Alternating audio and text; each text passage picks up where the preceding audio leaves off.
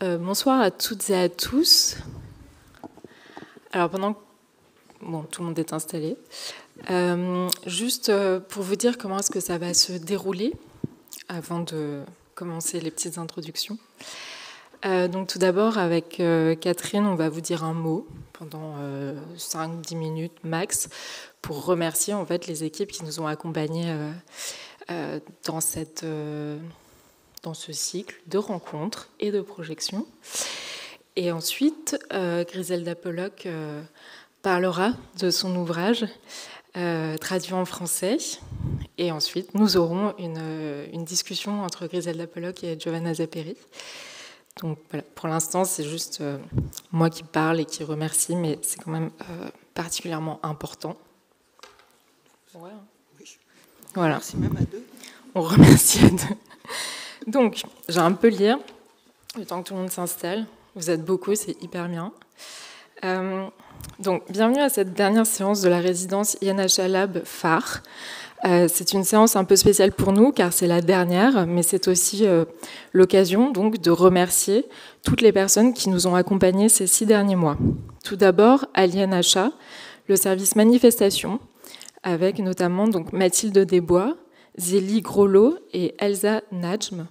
Merci à elles, parce que sans elles, on n'aurait pas eu de salle, on n'aurait pas eu toutes ces séances à ajouter, on n'aurait pas eu du soutien émotionnel aussi, et on n'aurait pas non plus eu de communication. Donc merci à elles. Merci aussi à la bibliothèque de l'INHA, à Sophie Dérault tout particulièrement. Grâce à elle, nous avons pu faire ces mini-expos qui ont quand même représenté beaucoup de travail pour nous déjà, mais ça on le savait, mais aussi pour la bibliothèque. Merci à Sophie Dérault pour tous ses conseils avisés, tout son enthousiasme aussi, parce que ça nous a beaucoup porté, et son expertise évidemment. À titre personnel, ah non, pas encore le titre personnel, on voudrait aussi remercier nos partenaires parce que donc on a quand même eu la chance de bénéficier aussi du soutien du centre Simone de Beauvoir et de l'INA aussi. Donc ça, c'était quand même super parce que ça coûte cher de projeter des images.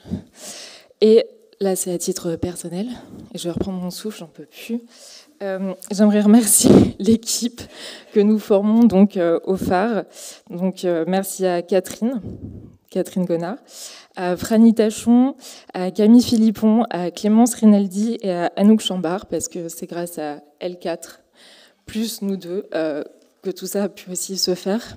Merci aussi aux intervenants et aux intervenantes, parce que c'est toujours agréable de rencontrer des gens enthousiastes aussi et qui nous soutiennent. Donc, merci beaucoup. Donc, c'est la fin. Mais en fait, c'est le début. Ouais, voilà.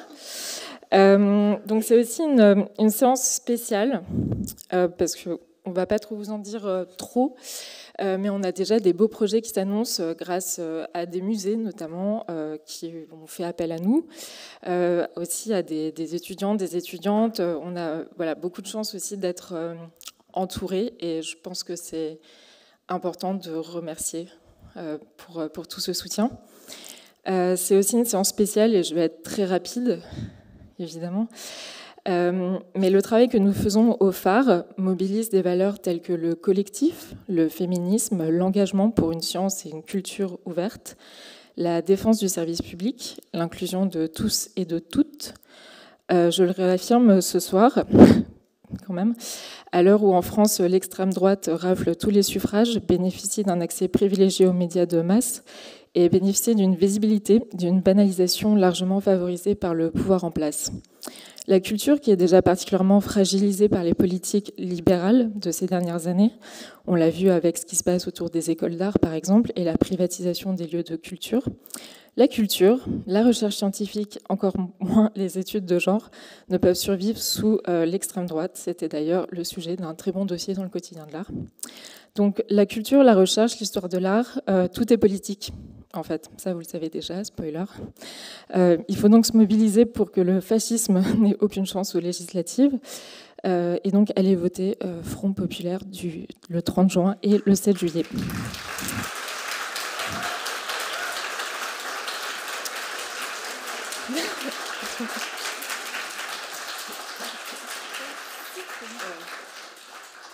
Bon, que dire après ces mots? Eh bien voilà, l'histoire des femmes artistes dans les réseaux, pour moi, je trouve justement que c'est essentiel en ce moment.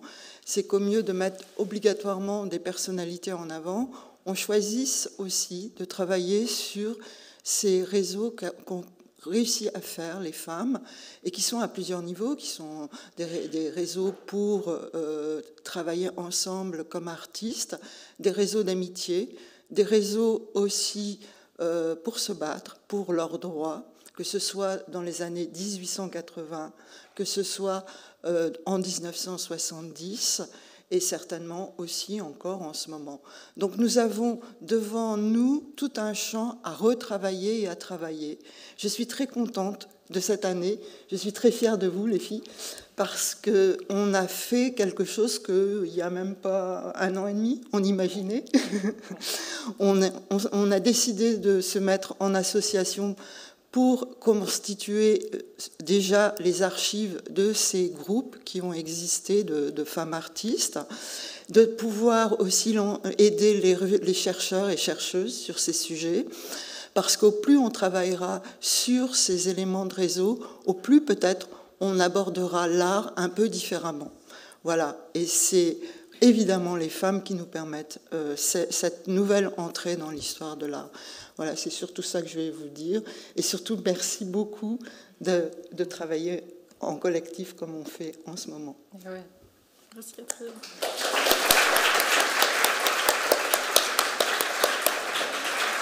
Très bien. Et donc, cette séance spéciale du phare, alors pour nous, c'est spécial à plusieurs titres quand même, parce que je pense qu'on est toutes très intimidées. Hein, en préparant cette séance, on était un peu en stress, évidemment. On remercie énormément Clément Dirier qui a eu cette idée, parce que en fait, sans lui, ici, ce serait pas possible. On remercie aussi beaucoup nos 2 invités, Griselda Pollock et Giovanna Zapperi, de nous faire vraiment la générosité et la gentillesse de venir nous parler de ce livre qui est iconique pour, je pense, énormément de chercheurs et de chercheuses. Donc, Maîtresse d'autrefois, c'est le 9e volume de la collection Lecture Maison Rouge, publiée par JRP Éditions et la Fondation Antoine de Galbert. Dirigée par Patricia Felguer, la collection Lecture Maison Rouge publie des textes qui interrogent la muséographie, l'écriture de l'exposition et de l'histoire de l'art. Je suis sûre que tout le monde ici en a déjà feuilleté, lu plus d'un. Cet ouvrage est publié aussi avec le soutien des amis du National Museum of Women in the Art, Washington.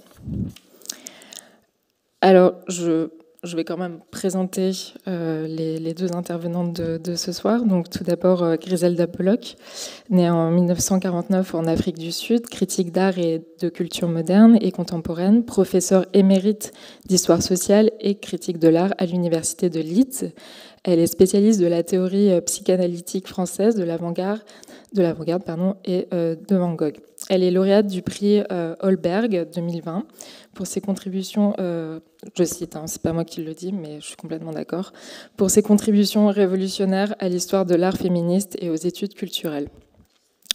Ensuite, nous recevons Giovanna Zapperi, qui, avant sa nomination à l'Université de Genève, a été professeure d'histoire de l'art contemporain à l'Université de Tours, à l'École nationale supérieure d'art de Bourges.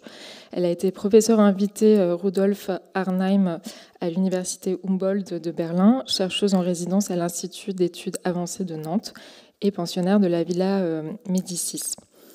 Elle a aussi, vous avez fait beaucoup de choses, Giovanna.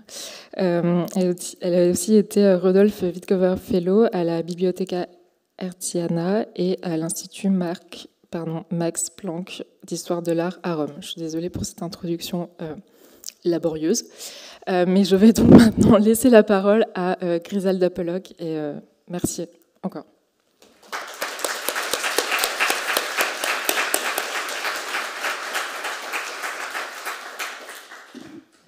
Ça va? On m'écoute? Bien sûr, ok.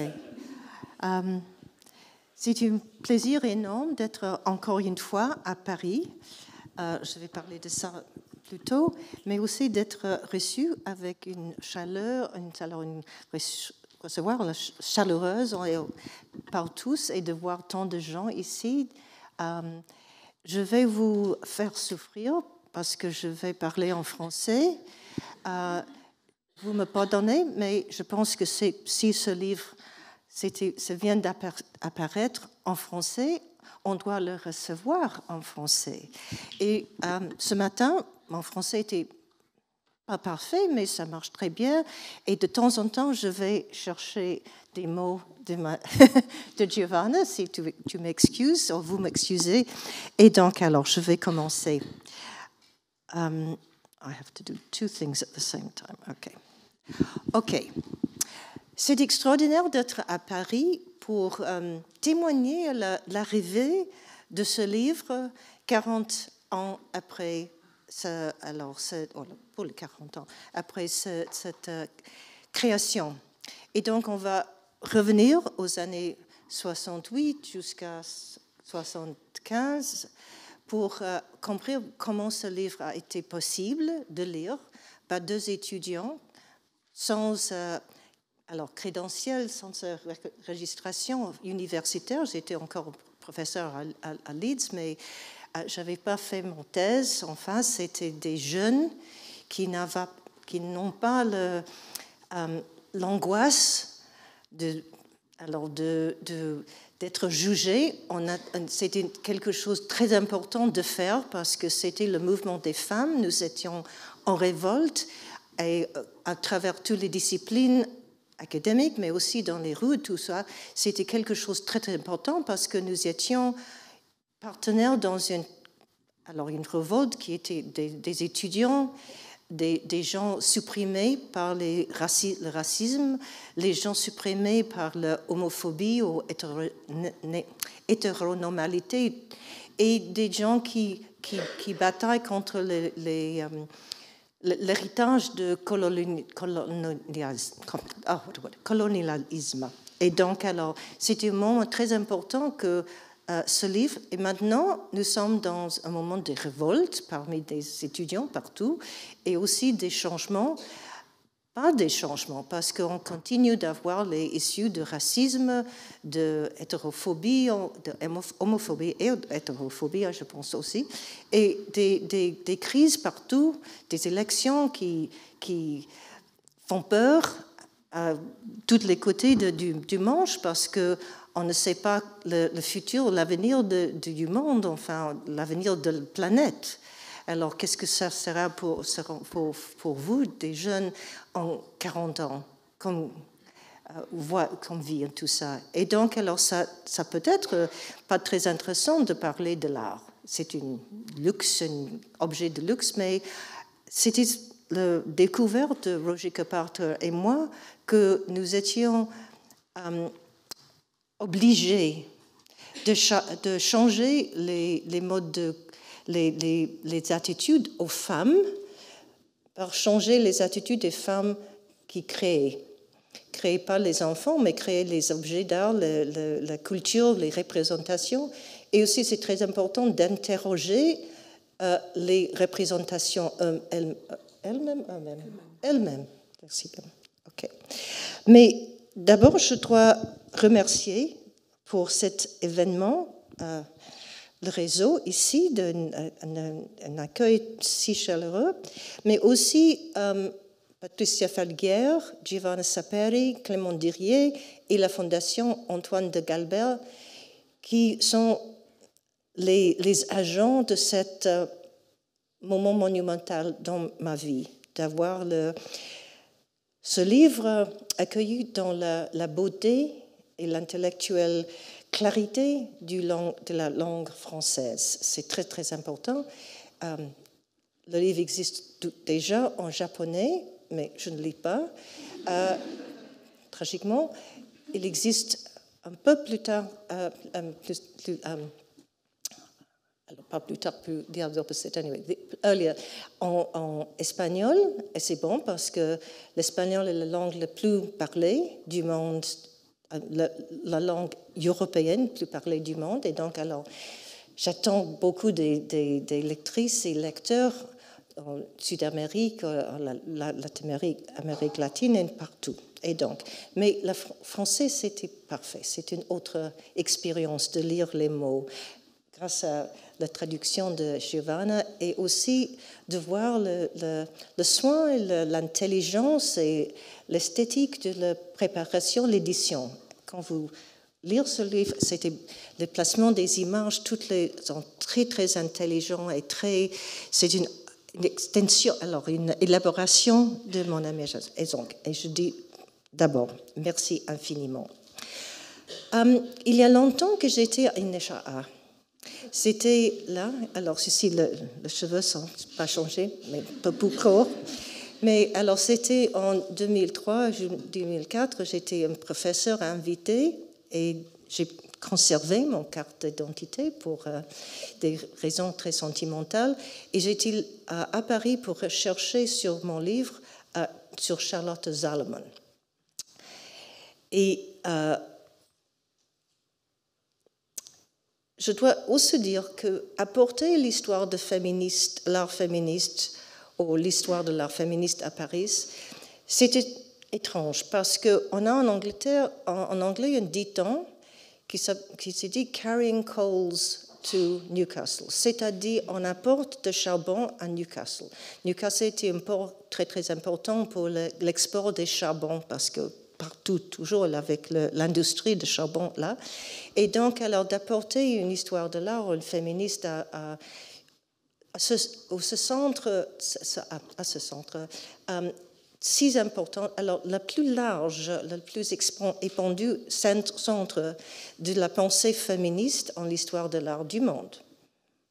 Vraiment, et ici, on voit autour de moi des femmes qui m'ont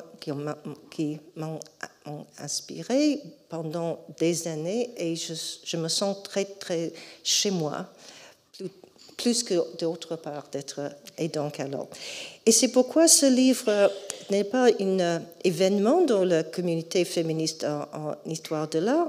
C'est alors on ajoute quelque chose qui peut être rassembler l'histoire de nos tentatives de changer l'histoire de l'art.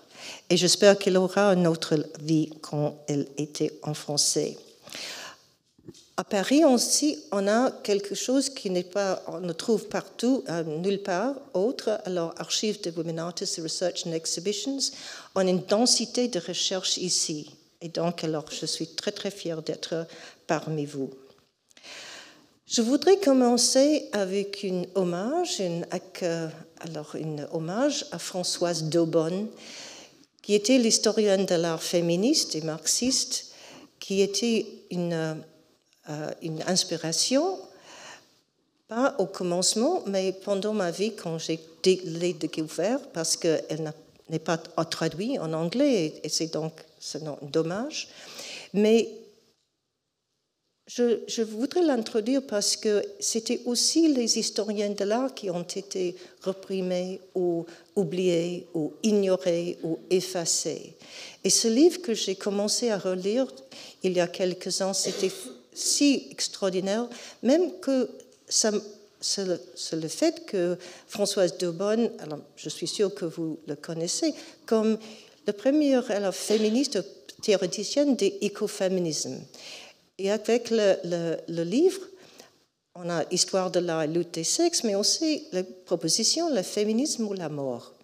Et c'est donc très, très important de faire les rapports directs, les liens entre cette critique de l'histoire de l'art et de l'histoire de l'art comme discipline avec les enjeux de l'humanité, les problèmes de l'humanité qu'on face à ce moment. Et donc, je voudrais commencer avec évoquer,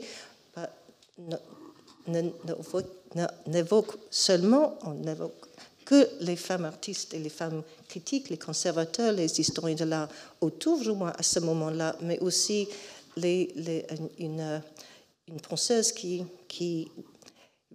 était pas, je pense, aussi reconnue partout dans l'histoire de l'art. Comme Françoise Daubonne, j'étais très influencée, très encouragée, très inspirée par les gens les années 60, alors les gens de 68. Alors, quand Tim Clark, c'est un historien de l'art anglais qui a changé ma vie en histoire de l'art parce que j'étais c'était si ennuyeuse, c'était si simple, si positiviste. Alors j'ai pensé que c'était impossible carrière de continuer. Et le moment que j'ai lu son livre, j'ai pensé que vraiment c'était quelque chose de très très choquant, très intéressant, et je voudrais dédier ma vie de cette forme d'analyse. Mais comme Françoise Daubonne, quand elle a lu Nikos Hadjinikolaou, un autre historien marxiste, on a l'histoire de l'art et lutte des classes, mais rien ne se dit sur la question de genre et la lutte des sexes. Et donc, alors, pendant des années maintenant, Tim Clark et moi, nous êtes un peu... alors, on se rencontre toujours avec respect, mais la question du féminisme n'était pas absolument incluse. Et donc, voilà, deux questions que je veux poser ce soir. C'était qu'est-ce qui a rendu ce livre possible pendant les années 70? Qu'est-ce qui le rend lisible et peut-être encore nécessaire en 2024? Qu'est-ce qui, dans le présent, pourrait le rendre visible? Parce que j'espère que ça vous intéresse quand vous lisez ce livre, mais est-ce que c'est une question du moment? Est-ce que c'est seulement une relique de l'histoire de l'art féministe? OK. Alors, le seul porte par lequel je peux entrer dans ces questions, c'est le présent, actuellement. Il y a quelques journées, alors, la semaine dernière, j'étais à un colloque à Londres autour d'une exposition de l'artiste suisse du XVIIIe siècle, Angelica Kauffmann. Et je vous présente là, il y a un portrait par Artemisia Gentileschi, très fameux maintenant, mais ce peinture était dans la collection des rois, des reines d'Angleterre pendant 4 siècles, sans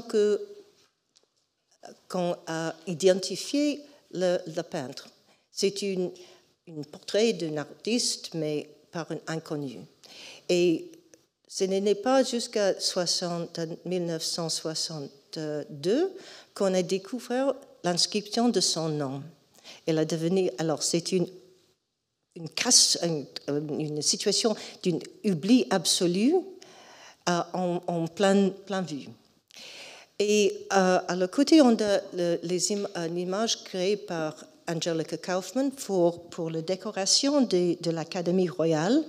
Et c'est une image allégorique du disegno, de la conception d'invention, non pas dessin, mais disegno en italien, c'était le moment de la création artistique, l'invention qui va être formulée ou donnée en couleur, mais c'était vraiment la question. Et elle la présente en une femme qui fait un dessin de torse belvédère, mais c'était vraiment une figure allégorique du dessin. C'est comment on le présente. Comme le même pour Artemisia Gentileschi, elle se présente pas en pleine action, elle se présente dans une manière qui a été créée par Cesare Ripa dans du XVIe siècle, une encyclopédie des images qui peuvent être utilisées comme allégorie pour représenter des idées. Et elle aussi était la pittura, painting, la peinture. C'est pas seulement je suis en travail, mais elle a changé et on va le voir. Parce que ici on a Cesare Ripa, on doit avoir la bouche fermée, parce que c'est une question de visage, de vision. On doit avoir une image d'imitation sur le thing, et elle doit être avec les cheveux absolument affolés, rageux, et on doit être dans une robe très, très précieuse. Donc, ce n'était pas quelque chose personnel, c'est une inscription dans l'image de la pittura, mais ça change l'allégorie, la figure allégorique pour s'installer, je suis là, et là, on ne le voit pas, mais peut-être tu peux le lire, ça. Juste ici, AGF. C'était Artemisia Gentileschi, et ça doit être Lomi, c'était son nom. Mais ici, là-bas, on a Angelica Kauffman, encore en mode allégorique, entre la peinture et la musique, parce qu'il est aussi possible d'avoir une carrière comme une star de l'opéra musical. Elle a une voix très, très, très belle, okay. Et aussi, elle a dû changer. Et donc, alors, pendant ce colloque, on a retrouvé un problème, parce que c'était dans... attends, je sais ça. We go back here, one moment. Okay, Angelica Kauffman était bien dans les maîtresses d'autrefois, et bien connue. C'est pourquoi on a toujours, dans un cycle de répétition, oublié, recouverte, oublié, recouverte. Et donc, alors, encore une fois, tous les gens arrivent pour se demander pourquoi, quand elle est là, elle était fameuse, elle était célébrée, elle était très, très riche, on peut réprimer cette savoir, cette connaissance d'elle, de reconnaissance d'elle. Et j'étais en conversation, dans un dialogue avec un artiste contemporain à ce colloque, Shutrapa Biswas, qui était pas né en 18, c'est en 1962, elle n'était pas très âgée, enfin, Santiniketan. Et Santiniketan, c'était le Paris de Bengale. C'était le centre de la culture politique et de culture et la politique de la résistance aux dominations des Anglais, des Britanniques. Alors, c'était le berceau de l'indépendance. Et donc, alors, c'était comme elle était un centre. Mais elle est forcée parce que son père était gauchiste et donc il doit se réfugier de l'âne de Nehru. Et elle est venue à Londres âgée de 5 ans. Mais pourquoi c'est important? Parce qu'elle étudiait à l'université Leeds. Et j'étais le professeur, mais j'étais aussi l'étudiant parce qu'elle m'a challengée. Elle m'a toujours confrontée. J'aime beaucoup ces conférences féministes, alors j'apprends beaucoup des femmes artistes, mais où sont les gens comme moi? S'il vous plaît, changez par la semaine prochaine. Et donc, alors, j'ai trouvé que toutes mes idées féministes sont trop petites, trop coincées dans le monde blanche, dans le monde de l'Europe, et elle m'a demandé de changer. Et donc, alors, j'ai changé. J'ai fait des recherches parce que je suis une chercheuse, enfin. C'est pourquoi j'ai beaucoup passé tant des années dans l'université pour acquérir des processus de recherche. Et donc, alors, j'ai changé. Et nous sommes en dialogue pendant, 40 ans, plus que ça. Mais elle m'accompagnait à l'exposition d'Angela Kauffman et nous avons discuté la différence entre la gentillesse, les couleurs, le sentiment dans Angelica Kauffman, très intéressant, beaucoup allégorique, en plusieurs ça, mais elle n'a pas la férocité qui est inspirée. Shutrapa Biswas, quand j'ai présenté dans mon conférence Gentileschi. Et ça m'a changé parce qu'on a l'idée qu'on a l'art de l'Europe et l'art des autres pays, et donc les gens qui viennent d'autres pays n'ont pas le même rapport avec l'art de l'Europe. Mais Schutteberg m'a mentionné que les artistes habitent tout le monde. L'art de tout le monde, c'était à elle et à Lille. Et donc, elle est inspirée de faire pour l'exposition, au fin de des études, cette image qui s'appelle Housewives with Steak Knives. Pour les gens qui connaissent un peu de connaissance des arts de mythologie hindoue, c'était Kali. Kali, c'était la déesse qui est toujours noire, pas par peau, mais c'était l'attribut d'être noir. Et elle est féroce, tu vois, elle a 4 ans dans lesquels c'était le geste du pays, mais elle porte un couteau pour décapiter des hommes qui font du mal. Et donc là, c'était Brezhnev, c'était à ce moment le président de l'Union des Soviétiques. Mais dans les mains,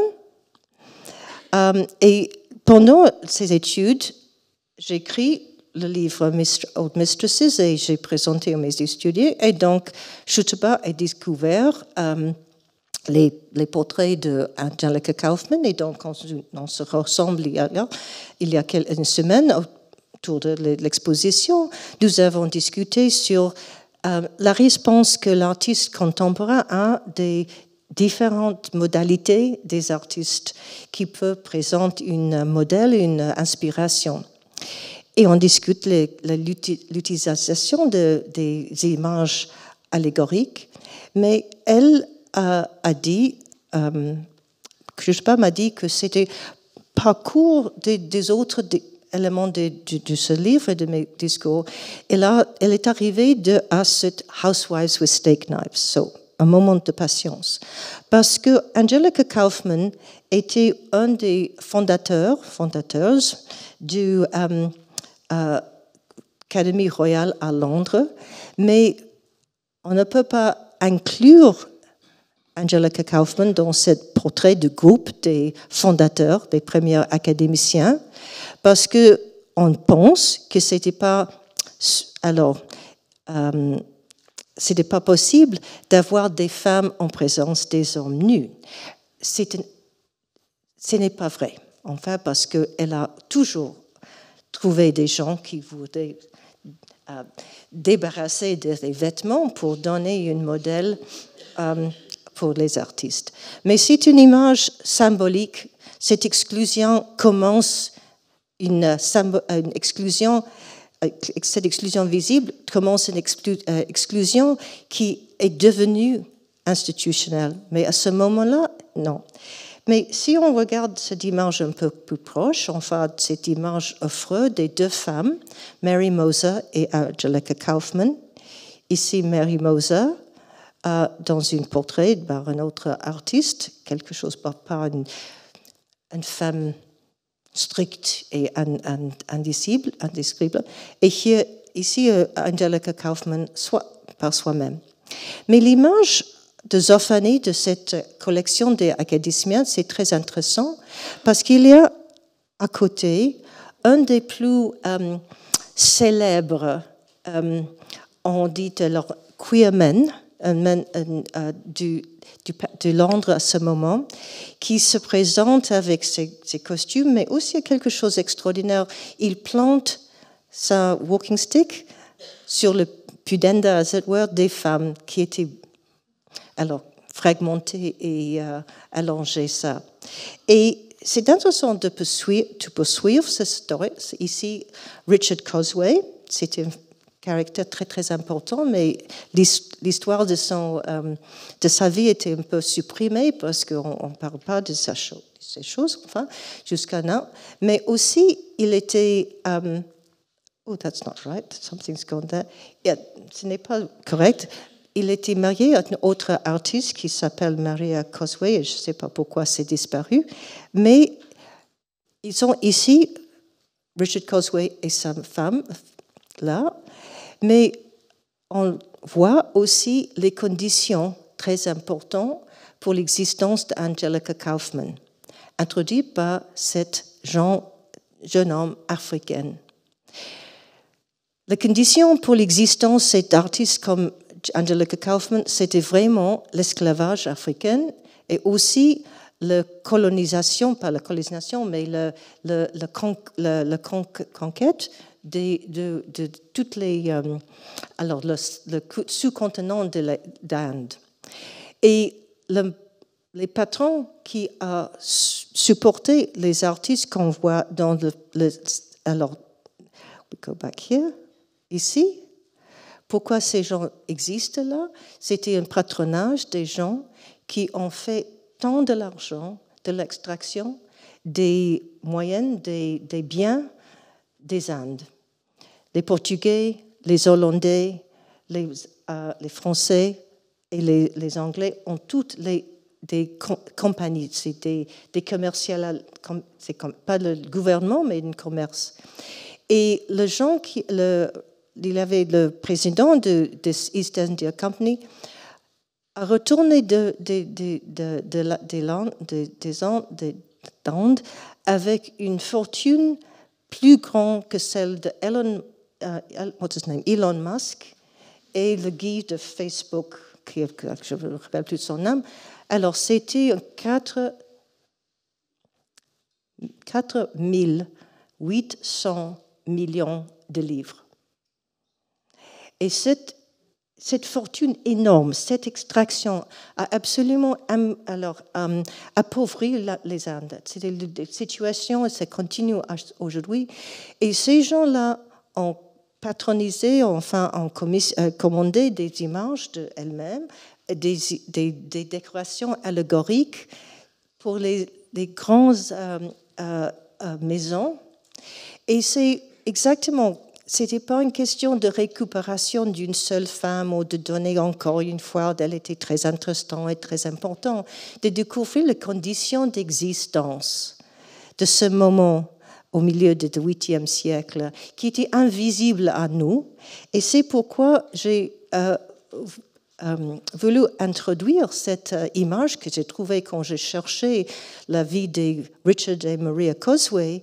Et cet homme-là, Ottobah Cugoano, qui était né, mais était devenu une esclave, était entré en esclavage, mais était libéré, et il est devenu une des deux très importantes forces pour l'abolition de l'esclavage. Et donc, on voit ça, cette Slavery and the Commerce of the Human Species, esclavage et commerce des espèces humaines. C'est très, très important de reconnaître le moment qu'on rencontre. Mais avec la récupération des femmes artistes, c'est toujours la suppression des conditions. Alors, j'ai commencé à m'intéresser à Angelica Kauffman. On va voir où je vais avec la petite histoire de ce mois passé. Et j'aime beaucoup cette image, c'était Women's Art. C'était dans les petits journaux féministes qu'on a commencé à trouver des espaces pour écrire cette forme d'exposition, d'analyse de l'art. Et parce que je suis une experte sur Van Gogh, et c'était très intéressant que j'ai trouvé cette image sur la couverture de cette... Et des questions que j'ai présentées de peinture, féminité et succès dans le Londres du XVIIIe siècle. C'était un cas, pas l'histoire d'Angelica Kauffman. Et c'était en 1991, et après ça, 2080, encore une fois. C'était parce que les femmes artistes n'étaient pas installées, parce que les autres, les pas féministes, n'acceptent pas d'être... C'est une partie de cet milieu artistique. Les femmes tombent toujours, mais elles ne tombent pas elles-mêmes. Elles n'étaient pas oubliées par elles-mêmes. Quelqu'un l'oublie quelqu'un laisse tomber la connaissance, le savoir de ces artistes. Ok, je continue un peu parce que c'est très intéressant d'être comme ça. Dans Old Mistresses, dans les maîtresses d'autrefois, la structure était, le chapitre 3, c'était vraiment une question d'une analyse de la complexité de représentation des femmes comme artistes. Quelles sont les traditions de représentation? Comment ont-elles intervenu? Comment ont-elles négocié les situations qu'on fait avec les langages dominants de l'art, les formulations pour se représenter en tant d'artiste? Et c'est pourquoi ce n'était pas une question de récupération d'éloge sur la merveilleuse Angelica Kauffman, c'est vraiment une question d'analyser les moments de l'histoire de représentation. Okay, so we have to go what? Okay. Et c'est pour ça que ce n'était pas dans le passé, parce que l'histoire de l'art préserve toujours les frontières entre l'histoire, le 5e siècle, le 16e siècle. Mais enfin, l'art était toujours autour de nous. On le rencontre dans des expositions. C'était toujours un moment de rencontre. C'est pourquoi j'ai écrit un livre sur les rencontres, le musée virtuel féministe. Mais je ne suis pas bisoise à vraiment approprier les questions féministes que je pose, même qu'elle m'a trouvé un peu manquante dans l'internationalisation de mon art, parce qu'elle prend du livre, alors l'image de Artemisia Gentileschi qui découpe la tête de Holofernes, et tout le monde le lit, sa peinture, comme une réaction à sa viol, mais c'est vraiment pas ça, parce que pour moi, c'est une compétition pour dire que j'ai appris de Caravage un nouveau langage d'intensité pictoriale, et je peux dépasser mon maître. Alors, c'était beaucoup plus intéressant, mais aussi, c'est une violence parce que Schutba Visbos reconnaît qu'il y avait une image de Kali. C'était la même inspiration que Kali la donne comme femme hindoue, que les autres peuvent découvrir dans les images de férocité. Et donc, elle a mis dans la main de Kali, qui a ses propres figures, les deux illustrations qui viennent des maîtresses. Alors, tu vois, c'est une histoire dans laquelle on ne s'intéresse pas sur les monographies, sur leur lecture, mais toujours en pensant que l'histoire de l'art arrive dans ces moments historiques, mais c'est toujours une actualité. Et donc, les histoires, les artistes le rencontrent, échangent et interviennent. Et je retournais à cette image du main de Gentileschi, pas la main qui peint, mais la main qui tient la palette, mais aussi où on a trouvé la signature qui était disparue pendant 4 décennies. Et donc, quand je réécrit une édition nouvelle, j'ai trouvé cette image de Pierre Monstonnier du main du Artemisia Gentileschi. Et c'était une témoin de l'intérêt. Elle était si présente dans l'imagination du XVIIe siècle. Elle était invitée au cours de l'Europe.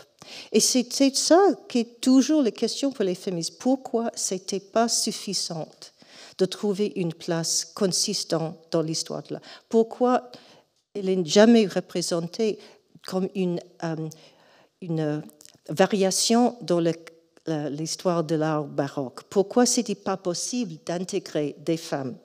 Et c'est pourquoi le premier chapitre dans ce livre, Via Maîtresse, c'était une panne, c'était un jeu d'esprit qui n'était pas traduisible, parce que how essential is femininity? Or is there an essential feminine?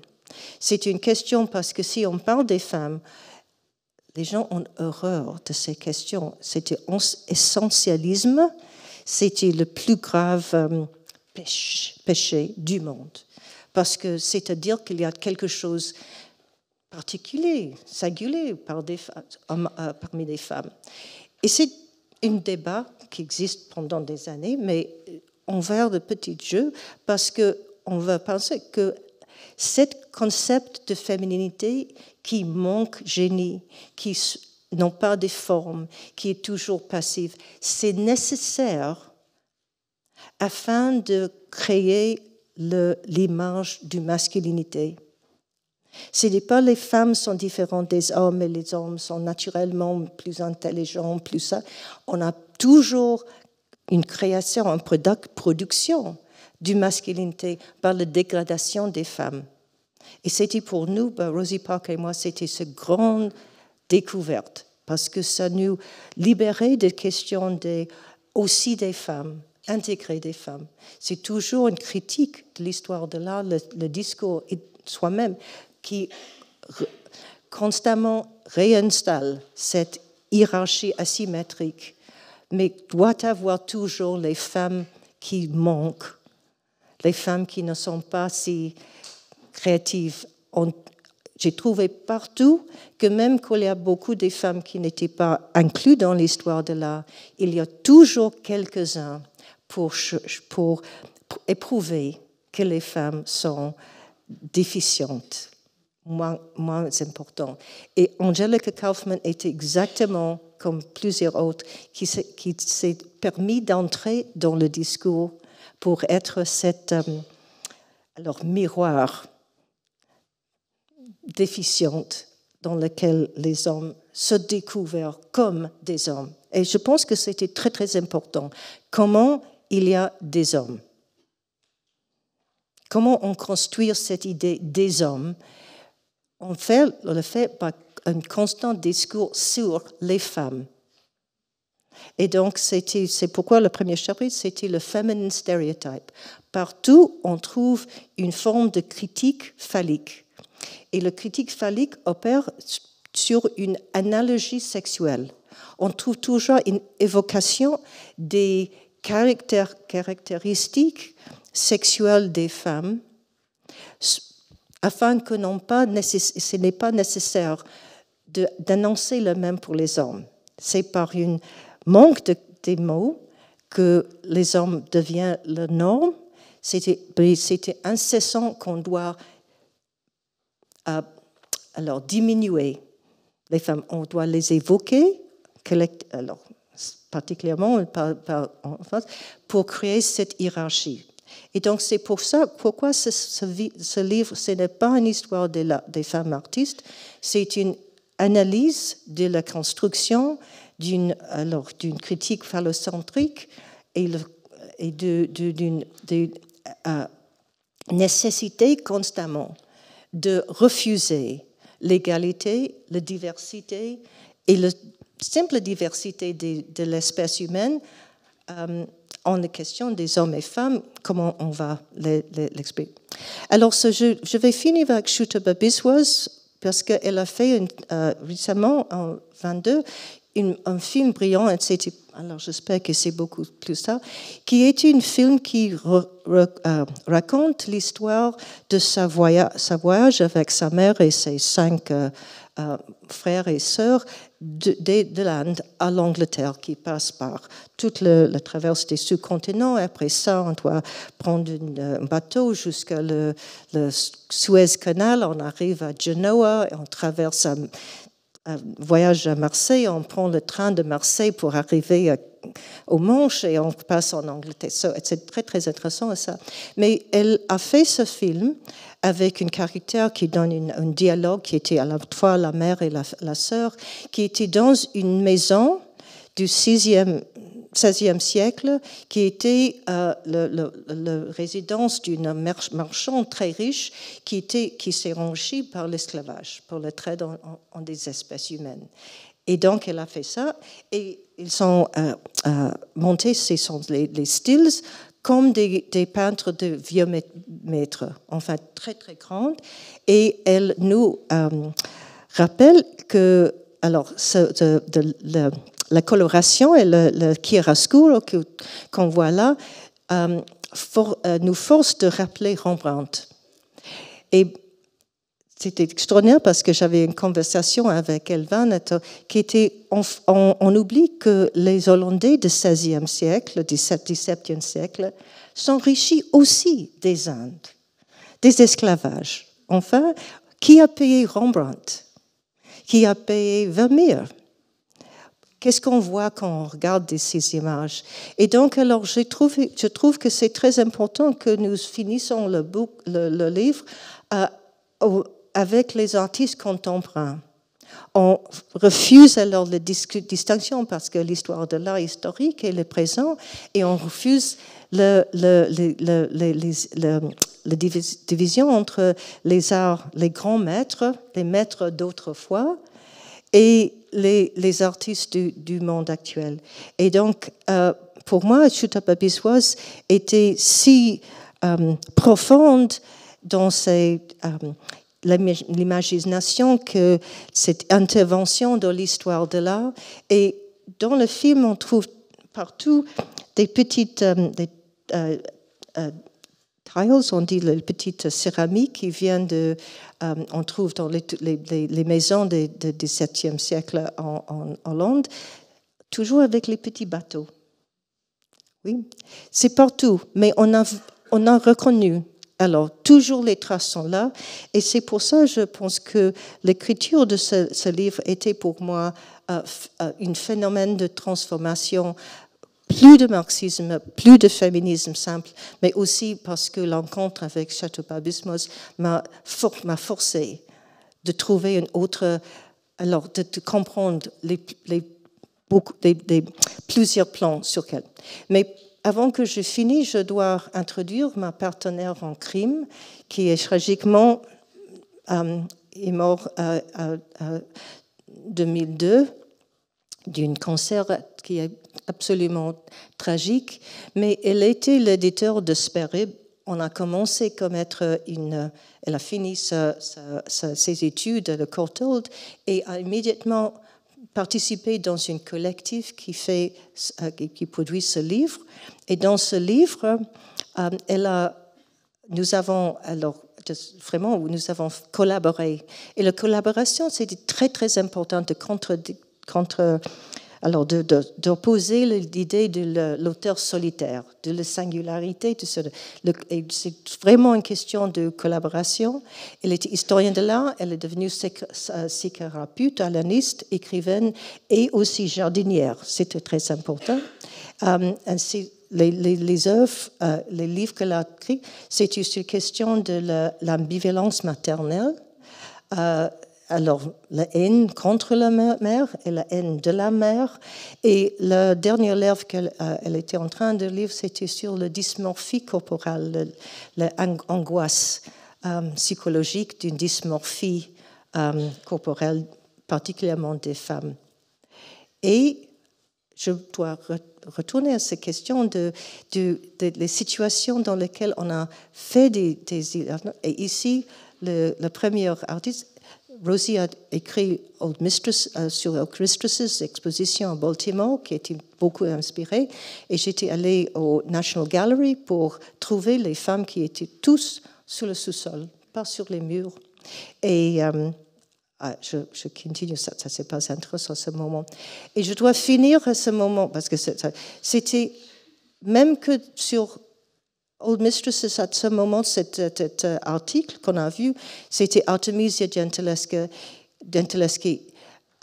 C'était seulement en 2020 que le National Gallery à Londres, que j'ai visité en 1973, a accueilli la première peinture par Artemisia Gentileschi.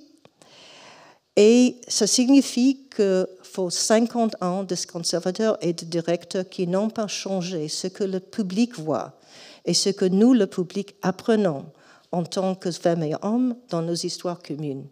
C'était très, très important. Ce n'est pas une récupération pour me soulager de mon narcissisme féministe qu'il y avait des femmes artistes. Ça change le monde si on ne voit pas Ça ne change pas le monde, maintenir la phallocratie, si on ne change pas ce qu'on voit. Et c'est un absolu crime.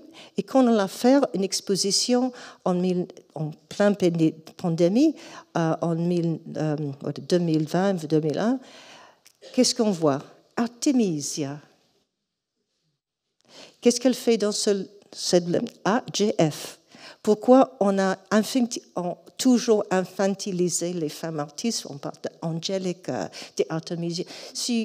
Sinon, mais c'est le nom toujours est très important. Et pourquoi c'est le travers entre mon entrée, inspirée par Rosie, d'aller à National Gallery, de demander s'il y avait des femmes artistes dans cette grande collection. Alors, attendez, mais parce que la pandémie a produit une deuxième lockdown, je n'ai pas vu cette exposition. Et donc, je finis avec cette image. Merci.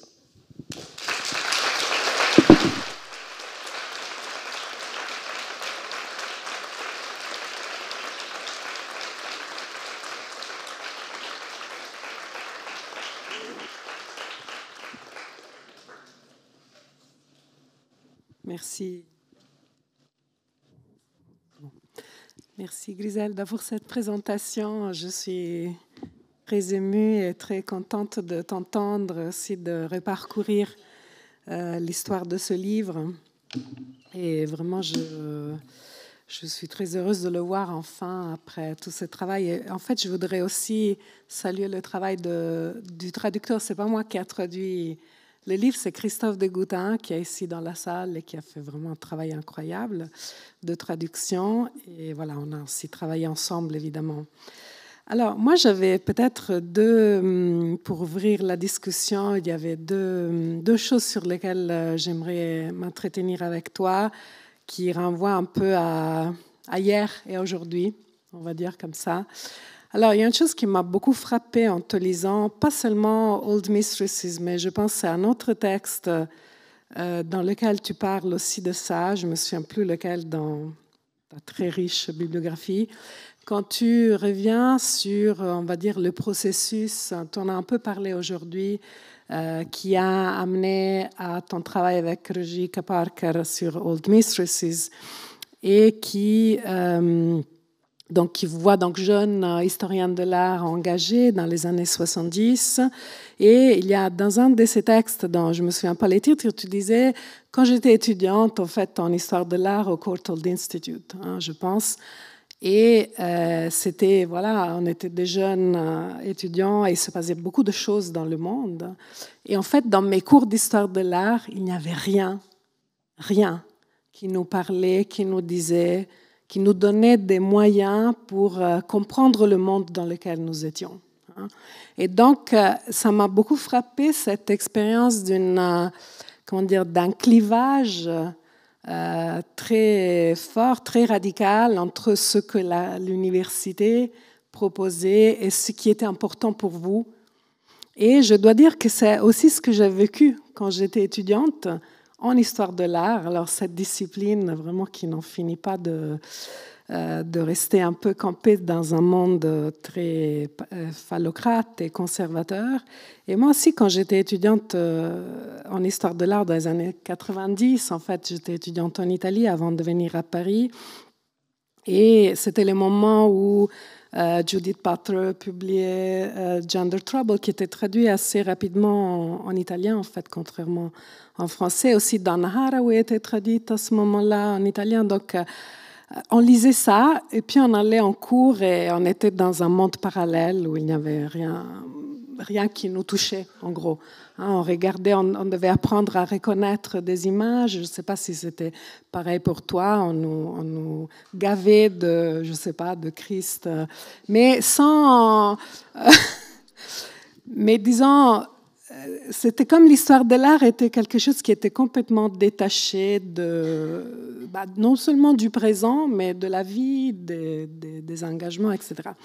Et donc, je voulais un peu te proposer de développer ces points, parce que, donc, quand tu parlais de ça, donc, tu racontes comment vous avez créé ce collectif, le Women's Art History Collective avec Roger et d'autres, que c'était ce lieu un peu autonome qui vous a permis en quelque sorte de vous forger les moyens de façon autonome par rapport à l'université, donc de produire un contre-savoir en quelque sorte.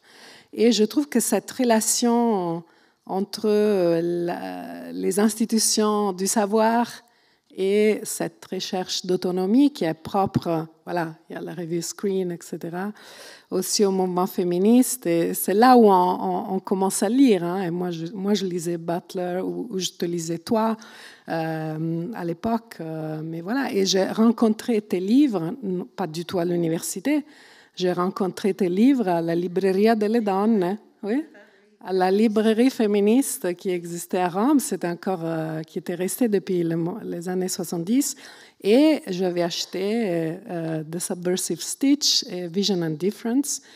Et donc, j'ai découvert ton travail, pas du tout à l'université, mais dans des lieux militants en quelque sorte, et c'est évidemment une expérience transformative. Mais bon. Et donc, je voulais un peu t'interroger sur ce lien structurant, je pense, pour ta pensée, pour ton parcours, ta recherche. J'ai attendu parce que alors des images qui viennent. Alors j'aime beaucoup cette image de notre l'existence. C'est dans cette image là-bas. Alors, nous étions non seulement le collectif qui ont fait, mais aussi nous devons alors agiter pour les lois, le changement des lois, le fin de discrimination de sexe, et aussi on a fait du journal qui s'appelle Women's Report. Et nous avons travaillé ensemble. Il y avait des gens qui étaient journalistes qui nous enseignaient à écrire. Alors, vraiment, que je n'ai jamais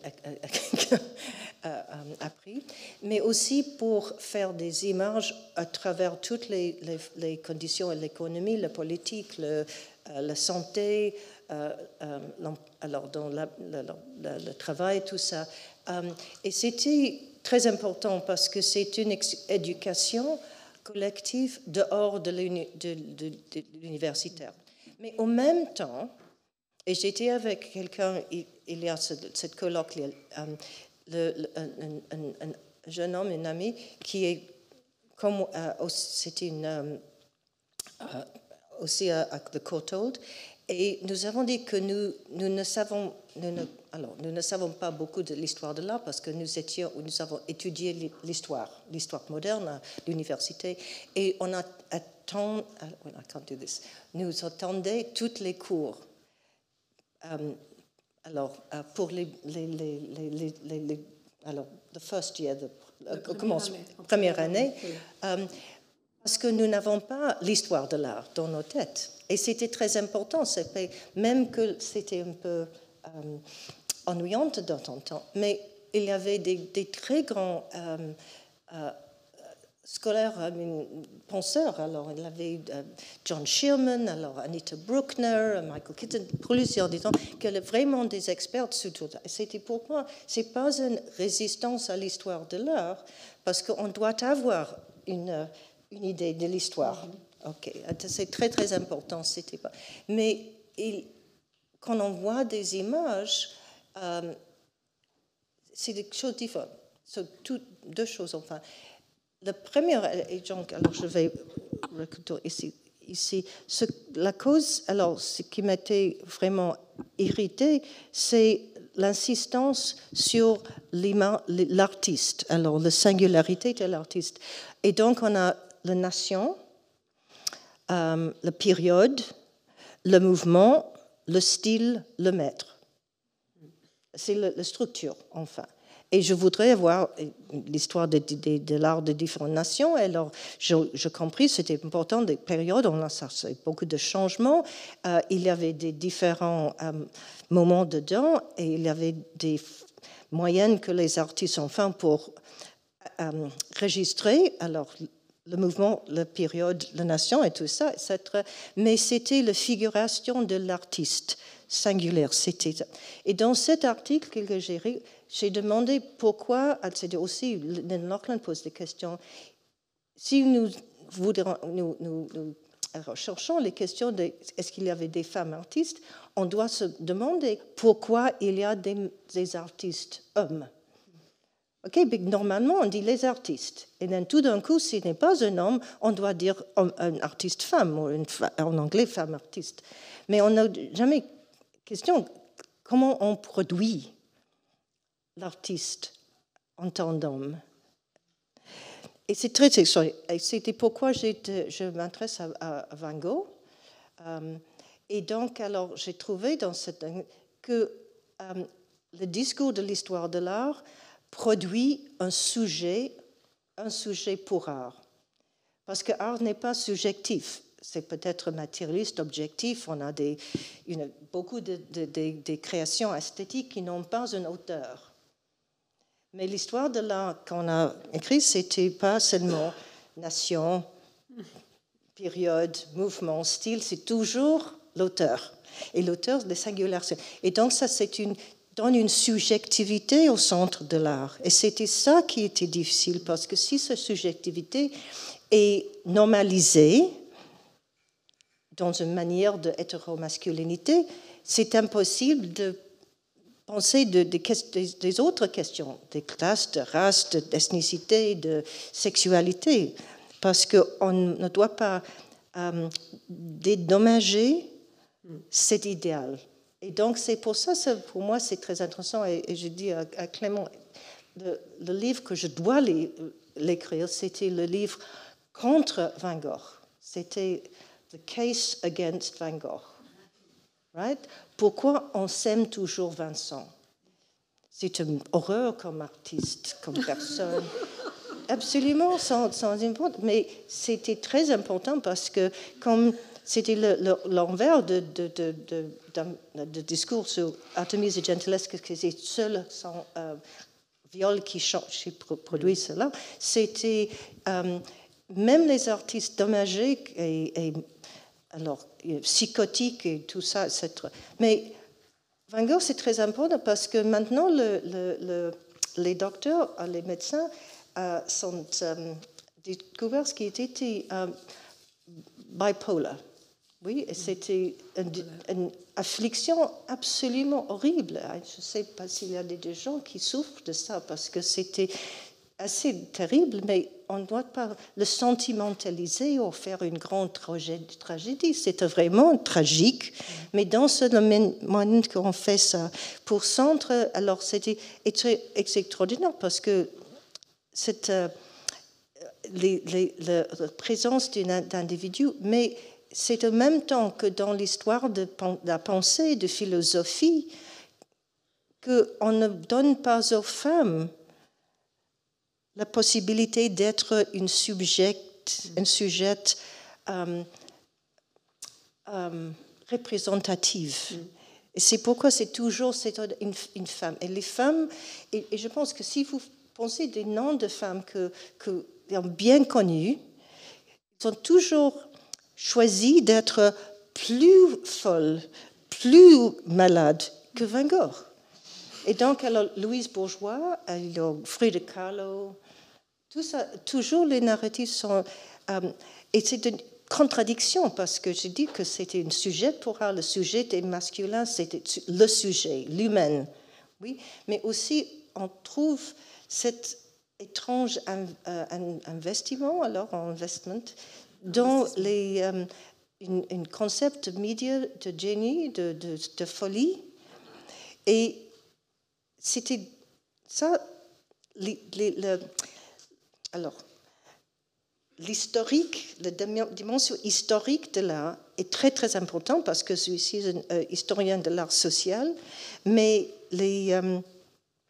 cette combination de créer une centre qui raconte l'histoire de l'art par les artistes. Et c'est ça qui diminue la possibilité de penser comme ça. Parce que j'ai parlé d'Angelica Kauffman, je m'intéresse dans ses œuvres, mais je voudrais savoir aussi la possibilité. Qu'est-ce qu'elle est le cadre dans lequel il était possible de devenir une professionnelle si reconnue à ce moment, plus reconnue pour plusieurs des hommes. Tous les hommes qu'on voit dans Zofani, il y a peut-être 5 au maximum qu'on a reconnus maintenant. Les autres sont normales. Okay? Il y a beaucoup des artistes qui ne sont pas les gens qu'on... Et donc, ça, c'était possible de faire cette intervention parce que j'ai étudié alors, la construction de Van Gogh au même temps que j'ai analysé le non-construction d'une femme des artistes. Je pense que ça... Et donc, alors, c'est très important de... c'était là. Et donc, la collectivité, mais c'était toujours l'interrogation, l'enquête. Pourquoi c'est comme ça? Pourquoi ce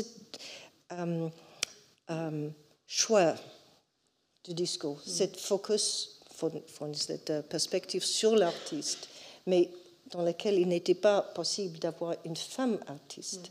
C'est toujours une contradiction qu'on doit trouver et pousser. Parce que ces structures que tu décris tendent à être naturalisées. Hein, en tout cas, dans les études qu'on a pu faire, ces structures nationales, style, un peu cette sacrée trinité au plus, hein, le sujet de l'art comme implicitement masculin, tout ça est donné comme si ça allait de soi, hein, que ce n'était pas quelque chose à questionner. Effectivement, ce sont des outils qu'on se forme en dehors de la discipline qui permettent justement de poser les questions que vous avez posées à l'époque. Hein, parce que l'histoire de l'art, en tout cas celle dans laquelle je me suis formée, c'était comme s'il n'y avait pas de dehors, hein, que tout était là. I'm just going to alors, en addition à tout ça, parce que I have to say this. J'ai parlé des ressources, enfin, mais Donna Haraway et toutes les autres viennent plus tard parce que nous sommes tous, enfin, une armée des féministes qui passent la ligne de l'anthropologie, philosophie, l'histoire de l'art. On marche ensemble et on lit. J'ai absolument impressionnée par ces choses. Mais je voudrais introduire Jeanne Myrdal, parce que quand le collectif de l'histoire de l'art se rassemble, on avait que Ways of Seeing, John Berger, très important. Non, c'est important parce que les documents, les articles de Walter Benjamin viennent d'être traduits en anglais par Hannah Arendt, alors 3 ans avant que John Berger a créé Ways of Seeing. C'était vraiment l'introduction à cette manière de penser de Walter Benjamin. Et donc, même que je ne le reconnais pas, alors c'était pour nous, c'était une ressource de mettre les images ensemble, de voir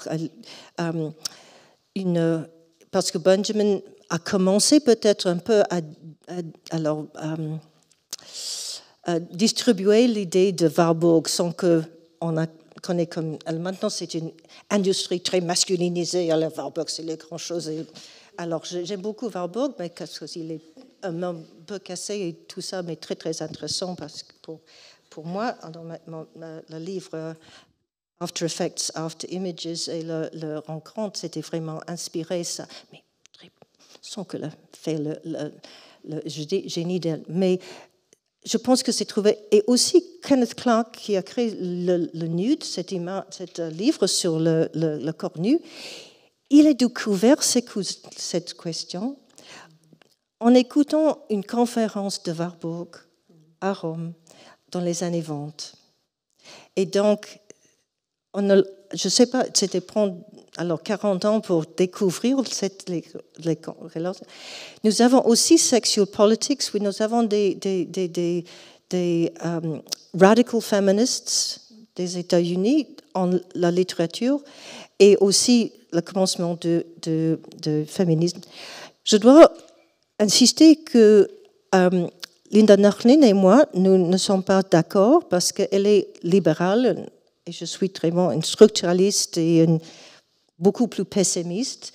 Et je pense que nous avions, Rosie et moi, nous avons droit. We were right. Nous avons raison. Merci bien.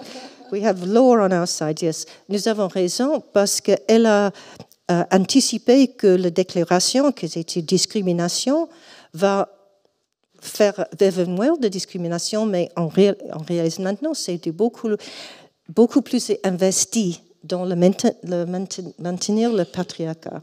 Et on doit faire le nom. So, patriarcat et phallocentrisme, ce n'est pas à la mode à ce moment, mais à la peine. Oui, et donc, mais Jean Myrdal, c'était très intéressant parce qu'il était un marxiste qui a fait une visite à Angkor Wat, ce grand palais à Java, très important. Et il y a quelques kilomètres, ou 20 000 kilomètres, 100 kilomètres, il avait la guerre au Vietnam. Et il écrit ce livre, Pourquoi je suis là, en visitant les monuments d'un âge avec une guerre. Et il dit dans ce livre, on doit parler de l'art en face de l'impérialisme et ses guerres. Et c'est pour nous, alors si on pense, on a Linda Nochlin, Kenneth Clark, John Berger, je n'ai pas beaucoup de choses pour le collectif de pensée, mais j'ai introduit celui parce que j'étais absolument transformée par cette idée qu'on a. Ce n'est pas une question de chape de la vie réelle, de concentrer sur l'art, mais c'est vraiment important de l'étudier d'une manière qui pourrait illuminer les affreux de présent, alors les structures de politique de pouvoir comme ça. Et c'est très important de trouver quelques ressources qui peuvent fournir une moyenne de faire un petit pas pour élargir la manière de penser sans qu'on rejette l'histoire de l'art, mais on reconnaît qu'est-ce que c'est un discours positiviste et un discours structuraliste, ou qu'est-ce que c'est un discours marxiste pour un discours psychanalytique, mais on ne rejette rien, mais on est vraiment dans les questions d'être fasciné de les gens qui, si les artistes, les historiens de l'art ne s'intéressent aux arts et les monuments, tout ça, non, alors ce n'est pas un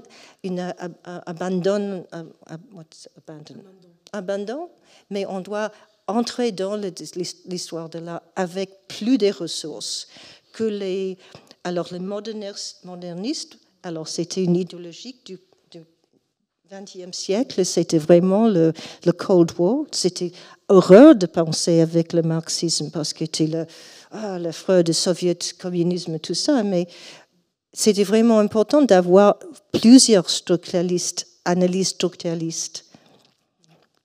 Et puis, je voulais peut-être te poser une deuxième question avant de laisser peut-être aussi la salle intervenir sur l'actualité des maîtresses d'autrefois, de Old Mistresses. Je suis particulièrement contente que le livre sorte en français en ce moment pour plusieurs raisons, mais une des raisons, et là je me rattache peut-être aussi à ton dernier livre que j'ai vraiment beaucoup aimé sur Helen Rosenau, Woman in Art. C'est vraiment un livre magnifique que tu as fait sur ce petit livre des années 40 de cette historienne de l'art féministe que moi je ne connaissais pas. Et c'est la question justement de la femme artiste comme un problème pour une question épistémologique en quelque sorte. C'est un peu ce que tu viens de dire dans ton intervention. Et pourquoi je pense que c'est important de revenir à Old Mistresses, aux maîtresses d'autrefois aujourd'hui, en particulier en France, depuis quelques années, il y a eu un espèce de retournement assez spectaculaire dans la programmation des grands musées parisiens, c'est-à-dire que dans les grands musées parisiens, on n'a jamais vu beaucoup d'artistes qui sont des femmes, on va dire. La programmation a été très longtemps très masculine, enfin presque uniquement, et depuis 5-10 ans maximum, on a, si on regardait les grands musées, je ne sais pas, l'année dernière ou il y a 2 ans, on avait beaucoup d'expositions monographiques d'artistes, Alice Neal, et plein d'autres. Et donc, c'est un changement qui est évidemment important, aussi la Biennale de Venise avec majorité d'artistes femmes, etc. Mais disons que la question du féminisme dans les institutions de l'histoire de l'art, elle s'est imposée sous le signe de l'artiste, avec la même rhétorique en quelque sorte de la monographie d'artiste, de l'exceptionnalité, du sujet de l'art, etc. Et en fait, ce que vous faites dans Maîtresse d'autrefois, c'est, comme tu l'as dit, ce n'est pas un livre sur les artistes femmes, c'est un livre qui pense la structure patriarcale de l'histoire de l'art et qui pense justement la question de la femme artiste comme aussi une voie d'entrée dans une critique féministe de l'histoire de l'art.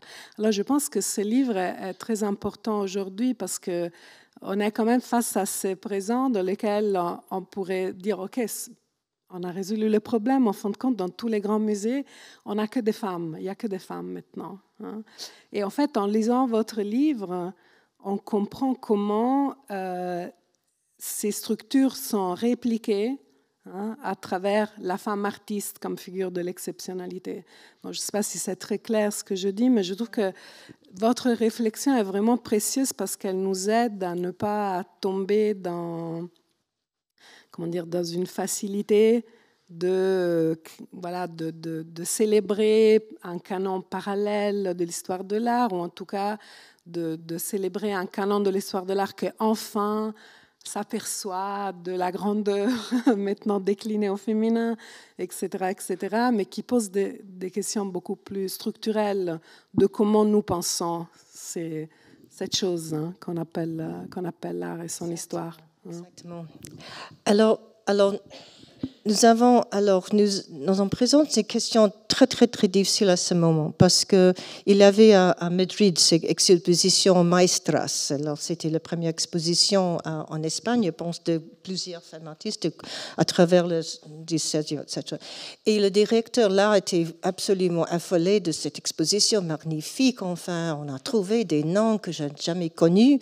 Et je pensais, alors, c'est impossible que c'était un conservateur et on faire des recherches dans l'histoire de l'art que vous n'avez encore rencontré. Alors, et c'est pour ça cette idée d'une répétition répressive. Pour moi, c'est une découverte très importante parce que si on répète, on a découvert, oh là là, des femmes oubliées ou les femmes cachées. Sophonis Incosole, c'est un objet en question parce qu'elle est une exposition qui s'appelle Le miracle oublié. Parce que l'école Le Miracle par Vasari, quand il l'a créé en 1950, okay, dans Vite, il l'appelle un miracle. Et donc, alors, le miracle oublié. Mais ce n'est pas oublié. Quelqu'un l'a caché. Enfin, c'est ça. Et la question était, est-ce que l'exposition de beaucoup des images, des œuvres des femmes artistes, alors est-ce que c'est un grand plaisir d'entrer et de dire, oh, elle, oh, et après ça, on sait, oh, c'est très intéressant parce qu'elle fait comme ça, mais elle fait ça. Est-ce qu'on arrive à découvrir la singularité de chaque artiste? Au même temps qu'on arrive à trouver quelque chose qui est peut-être pas en commun, mais une ethos, une manière de vivre. Par exemple, il y avait une exposition à Londres comparable à celle de Elles font l'abstraction. C'était les femmes artistes de l'expression abstraite à Londres, à Whitechapel. Et c'est très intéressant.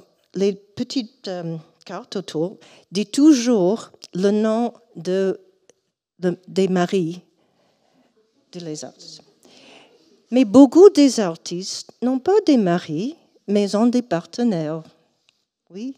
Et on n'a jamais dit elle aime elle, ou elle vit avec elle. C'était encore quelque chose encore qui renforce cette invisible masculinité paranormale. Et donc, alors, j'ai fait mon parcours, pas mettre les petits dialogues, parce que j'ai fait des recherches. Pourquoi cet artiste survécu dans un monde qui était... Il y avait toujours une partenaire qui était aussi artiste ou littérateur. C'était une ensemble, une petite collective pour se soutenir dans le monde hostile. Il y avait toujours un dealer, une galeriste qui a créé. C'était très bon. Mais j'ai trouvé dans cette exposition 45% des œuvres là sont prêtées d'une seule fondation. Et la fondation était formée par quelqu'un qui a fait une grande fortune par des extrapolations des biens des Indes, mais un hedge funder. Je ne sais pas un hedge funder en français, un spéculateur. Enfin, alors, c'est les plus grands mal du monde, enfin. Et donc, quelqu'un a donné à ce collectionneur un avis. Alors, achetez des femmes artistes maintenant, parce que les féministes ont fait un temps de bruit et maintenant il y a beaucoup, et ils arrivent sur le marché, mais ils coûtent très, très cher. Mais si les féministes continuent à travailler sur les femmes artistes, le prix va monter et vos enfants seront les hériteurs d'une grande fortune, une plus grande fortune. Et donc, cette question maintenant, c'était la contradiction entre l'impact, l'effet du féminisme, l'individualisme féminin et les spéculations. Parce que depuis 207, quand l'économie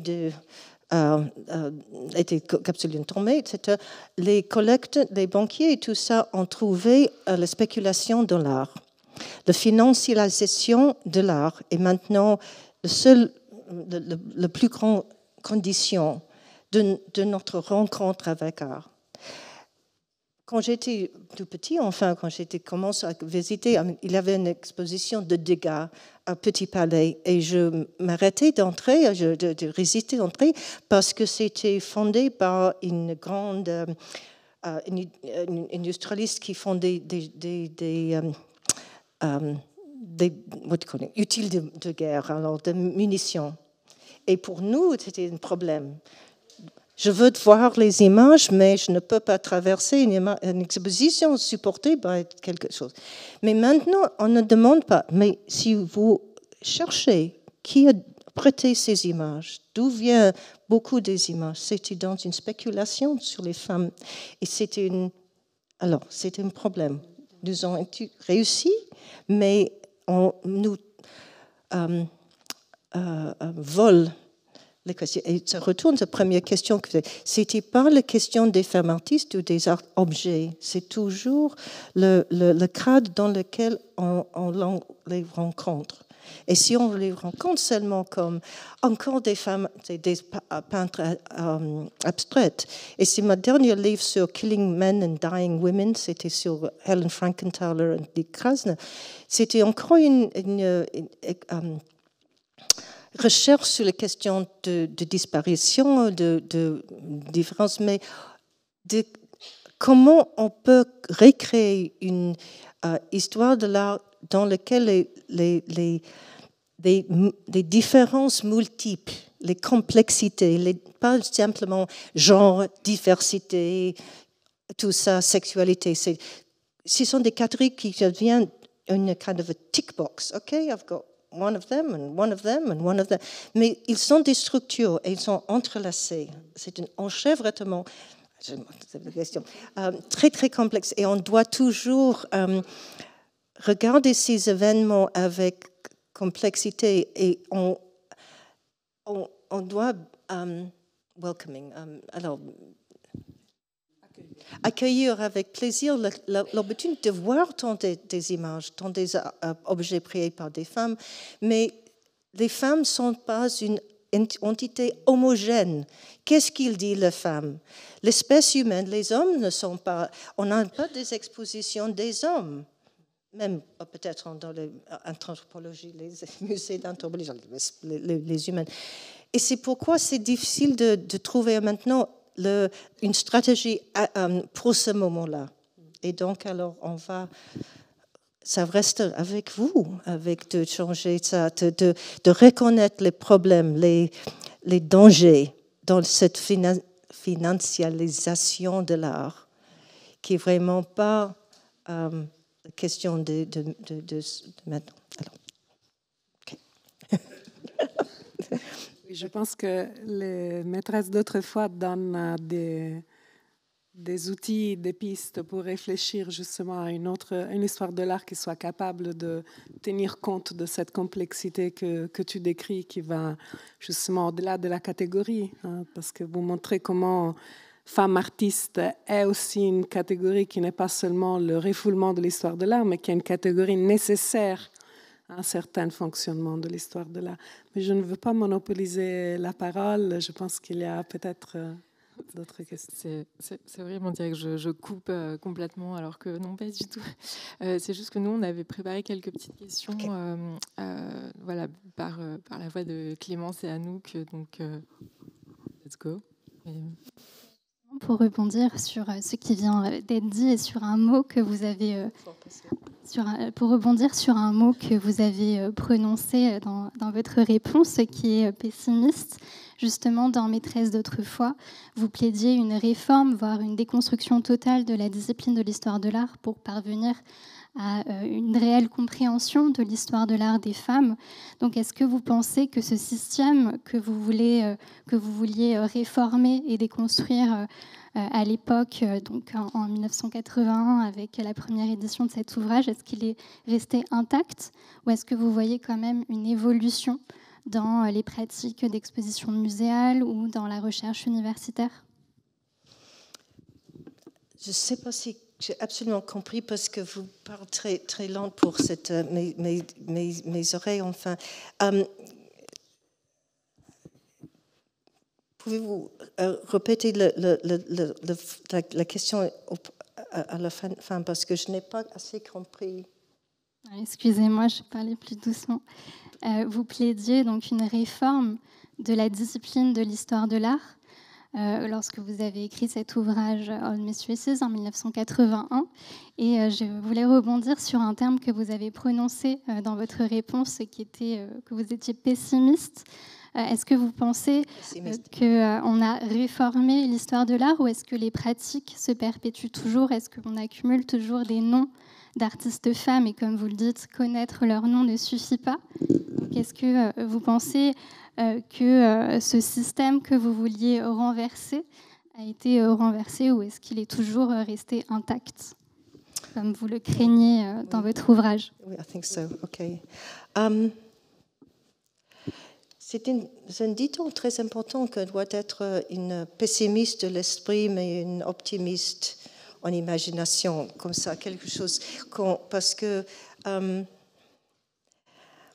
alors les structures changent et alors la condition dans laquelle nous habitons maintenant, nous vivons maintenant, c'était pas possible d'imaginer quand nous écrivions ça, parce que à ce moment-là, on a l'espoir de changement radical parce que tant de gens étaient en mouvement.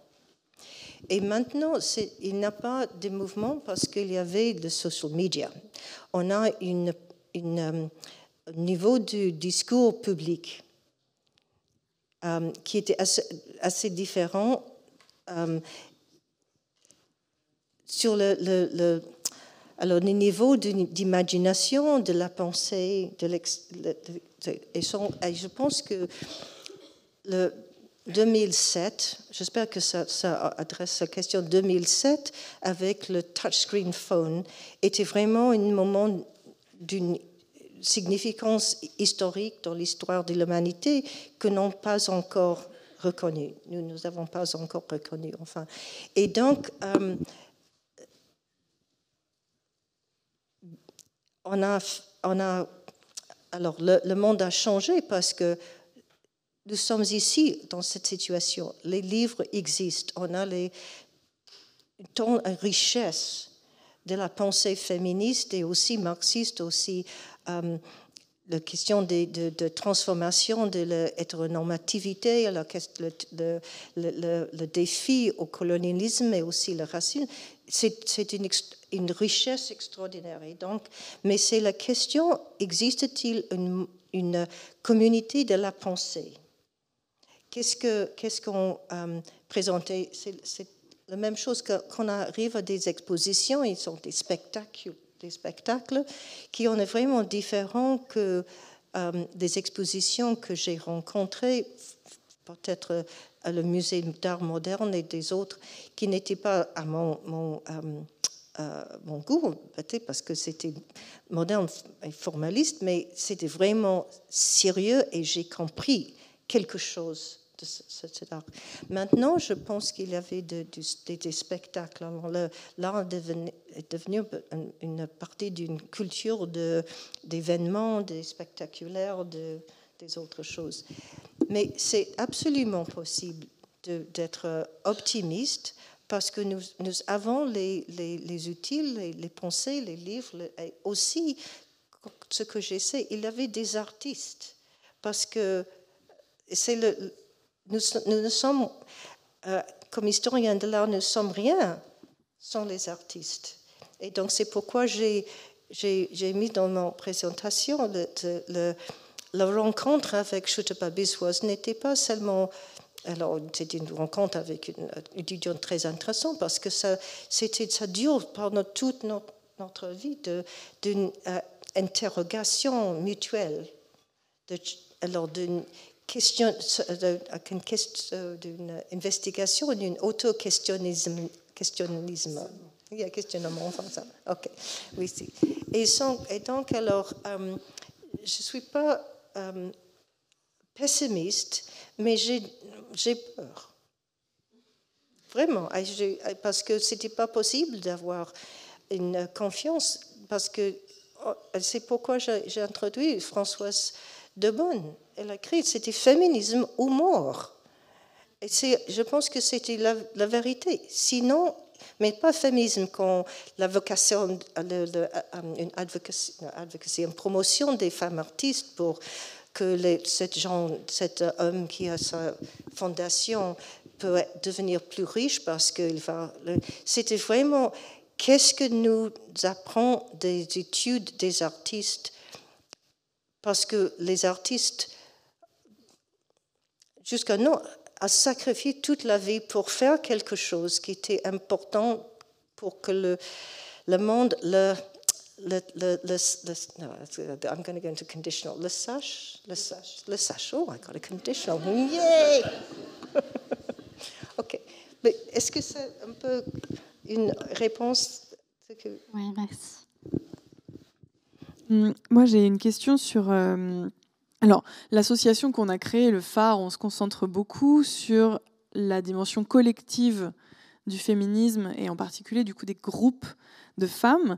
Et quelque chose qui m'a beaucoup intéressée dans ce que vous avez dit, c'est d'abord votre travail commun avec Rosika Parker et aussi le groupe de la revue Spare Rib que vous mentionnez.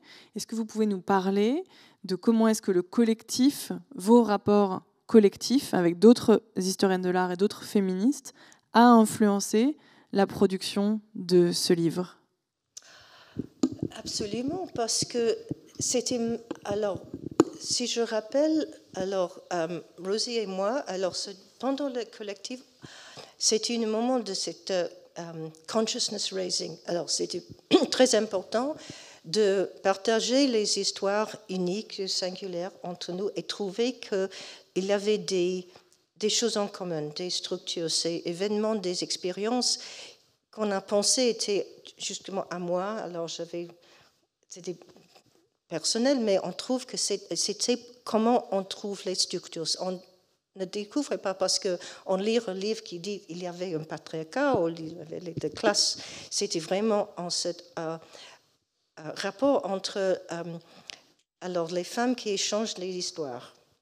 Et pour moi, c'est une Shoshana Feldman, c'était une très intéressante. whatever, chercheuse américaine, mais elle a créé un livre qui c'est les autobiographies des femmes manquent.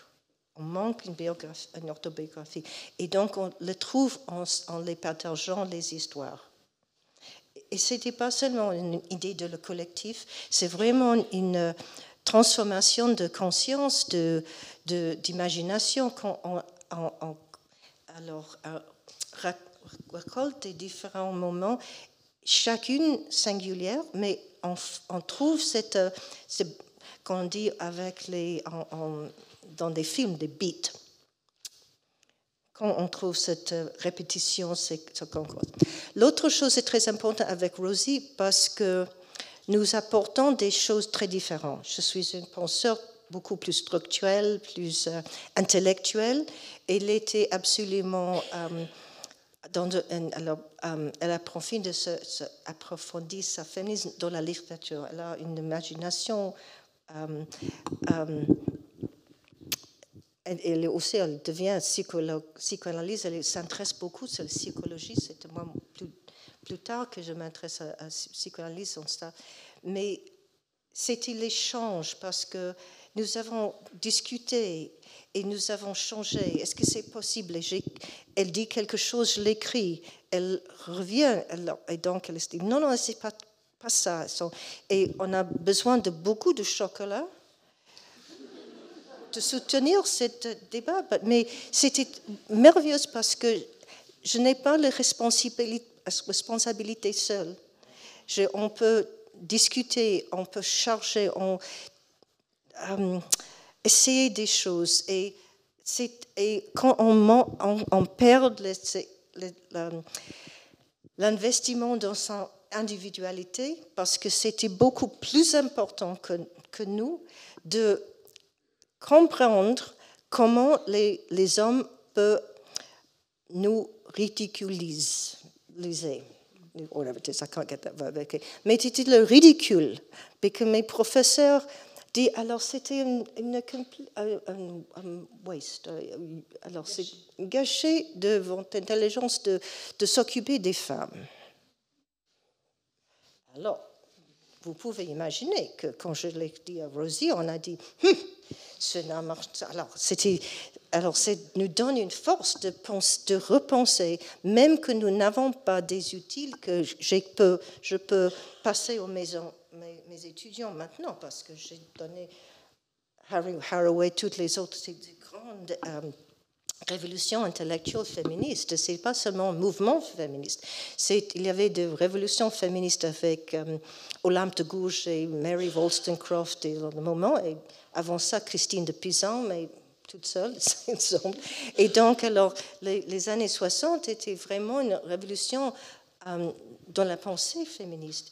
Mais je pense que c'était tous, nous lisons des autres, nous écoutons les autres. Et dans une petite collaboration, on a trouvé des choses que personne ne pouvait trouver toute seule. Au lieu de l'intellectuel, Saint Jérôme ou le Saint Jérôme dans cette étude, ou l'artiste dans cet atelier, c'est toujours dans des discours, dans les échanges, dans le perte de l'isolation et de l'individualité, parce qu'il y avait beaucoup plus, quelque chose de beaucoup plus important de pénétrer, d'avoir des mots. Et Rosie était vraiment une craftsman with language, mais moi, je peux écrire très vite, alors je peux documenter nos discussions, et après ça, elle a dit non, personne ne comprend pas. Et donc, alors, c'est pourquoi c'est bien écrit, ce n'était pas à moi. Et donc, les gens disent, mes livres seuls sont toujours trop difficiles, mais alors, ça me manque mais je pense que c'est très important de parler ensemble et de partager les histoires, les expériences et aussi les pensées qui viennent de ce travail constant entre plusieurs voix et plusieurs intelligences. Et donc, on va changer si on marche ensemble, mais aussi on pense en ces échanges. Alors, je salue ce projet d'avoir ce réseau maintenant, parce que c'est très important, parce qu'on sent assez isolé, ou faible, ou incertaine, et non, rien ne alors, forme dans la conscience des femmes la solidarité, alors la confiance. Nous ne sommes pas les humaines, nous sommes des petits humaines. Enfin, c'était toujours ça quelque chose, mais ensemble, on peut le faire. Et je pense que c'est vraiment très important. Merci beaucoup. Oui. De cette séance. Je vous remercie beaucoup, Griselda Pollock, et merci beaucoup aussi, Giovanna Zapperi. Je suis vraiment confuse parce qu'il reste 9 minutes, mais on a une séance de rencontre, de dédicace, et vous pourrez aussi vous procurer le livre jusqu'à 21h en haut, mais il faudra qu'on libère la salle dans 8 minutes. Donc peut-être s'il y a des... Alors non, d'abord, j'aimerais bien quand même qu'on vous applaudisse, parce que c'était super.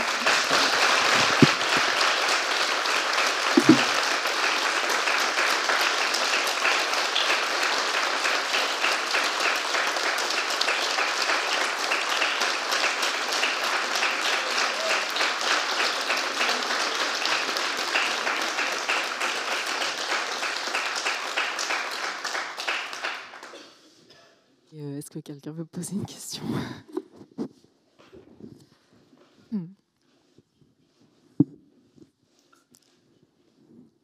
Pas de questions ?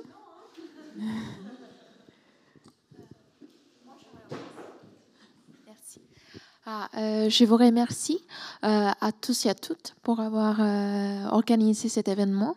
Et en fait, ma question était proche aussi de ceux qui disaient... Je suis désolée. Merci. Madame Zapperi, moi je suis italienne et en fait les universités italiennes jusqu'à aujourd'hui il n'y a pas d'ouvrage sur l'histoire de l'art féministe ou sur l'étude de l'art féministe. Et en fait, moi, je voulais, en particulier parce que vous avez parlé d'Artemisia Gentileschi, et pour contextualiser effectivement l'ouvrage qui est votre ouvrage, en fait, il y a eu en Italie une exposition récemment, il y a un an, je pense, d'Artemisia Gentileschi, organisée par un homme. Et en fait, cet homme, lui, il avait, je suis désolée pour toutes les personnes sensibles dans la salle, mais il y avait eu une salle dédiée à l'intérieur de cette exposition au viol d'Artemisia Gentileschi, où il y avait effectivement, comment dire, une dramatisation de la violence sexuelle qu'elle avait subie. Il y avait un lit où il y avait les sangs, il y avait même des cris dans la salle, il y avait vraiment un reenactment of the trauma. Et donc, je voulais aussi parler de ça. Effectivement, les femmes artistes sont souvent, on se souvient des femmes artistes qui, par les traumas qu'elles ont subis à cause d'autres artistes hommes, comme par exemple aussi Anna Mendieta, je pense à elle aussi. C'était ça ma question. Question. Ce moment. Alors, il y a une différence entre la spectacularisation des traumas des femmes, qui était, comme vous dites, un réenactement,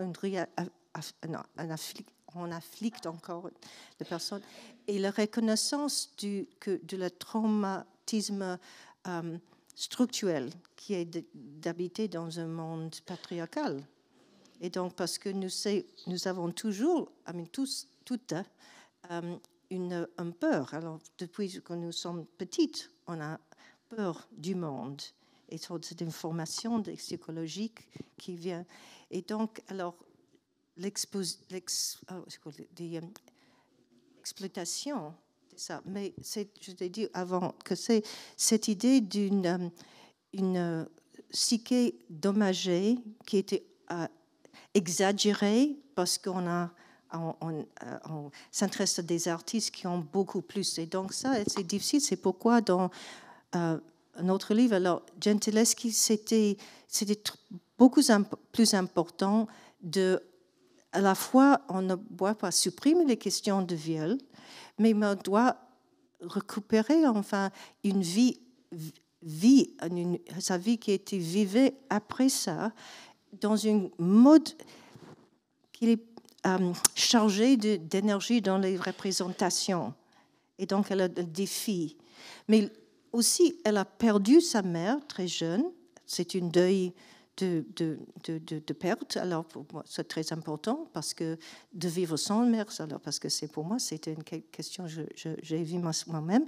Mais aussi, elle a perdu trois enfants, qui est mort très, très petite, enfin. Pourquoi pas on en cherche dans ses œuvres pour les autres traumatismes de la vie féminine? Parce que nous sommes en des rapports très, très profonds avec la génération qui nous donne la vie et aussi pour les enfants qu'on crée. Enfin.